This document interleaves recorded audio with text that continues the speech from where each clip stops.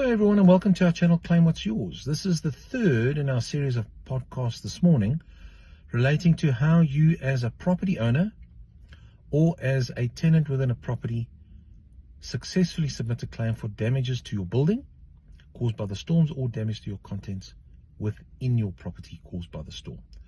So right, let's run through it all. So the insurance company needs to be notified of the claim. So we've handled that in an earlier podcast, given them photographs, dates, times of losses. Now what happens? You live in this house.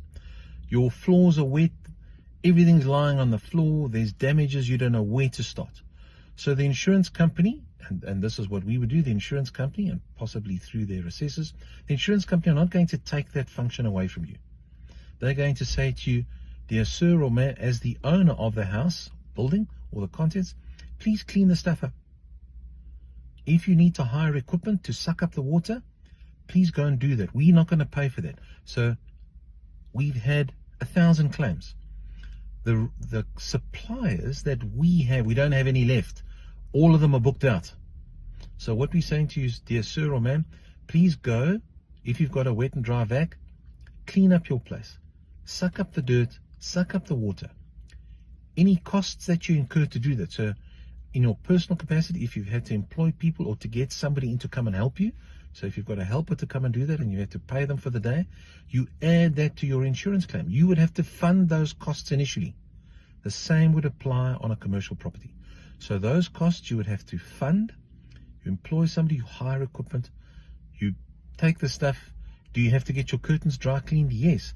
Take it in, get them dry cleaned. You've got to pay for it up front.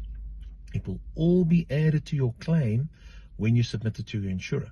Now, importantly, you've given your insurer photographs of the damages so they can see exactly what happened. Here's the curtains. It's a green curtain or brown curtain, and I've had it dry cleaned. It was wet, it was damaged. I couldn't put it in a tumble dryer. Those costs are added to your claim. So now we talk about temporary repairs to your premises. So a portion of your roof has been blown off. The insurance company says to you, the policy will pay for temporary repairs to prevent further damages. Once again, all of the insurance contractors are fully booked. You need to go and get a contractor to help you to do that. If you don't do that, the insurance company says, well, you're not really protecting us and you're not protecting yourself. We may not consider a claim. So that cost again, you would have to fund. Go and find a contractor, get somebody to come out and pay for temporary repairs to your premises. That's your responsibility. You add that to your claim. So when the assessor comes through and the assessor says, please give me your claims, you're going to say to him, I've got costs incurred to make sure the property's fixed. I had to hire equipment, I had to hire people, and I had to undertake temporary repairs to my building or to my property to prevent further damages. And the easiest one is the roof. So we always say, if in doubt, phone up your financial service provider, phone up your broker and say, Vaughan, I've had this happen. Does this sound right? Can I do this? If the insurance company says to you, you need us to authorize, well, then they better give you that authorization short and sharp so that you can go ahead and do it. Do they have contractors they can send out to you? If they do, that's awesome. If they don't, you're going to have to find a contractor and pay for it yourself. So one of the other things to look out for, so we've covered repairs, we've covered temporary repairs, we've covered costs incurred, dry cleaning costs.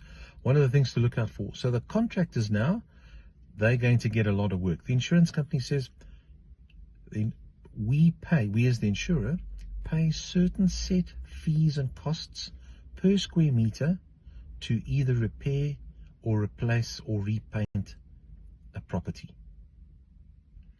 If your contractor is paying double that or charging you double that, your insurance company are only going to pay their repair cost. So when you speak to the contractor, you can say, guys, I'm doing this. The insurance company don't have any contractors. Please make sure that you align your costs to the insurance company costs. And say to them specifically, please make sure that you align your costs to the insurance company's costs.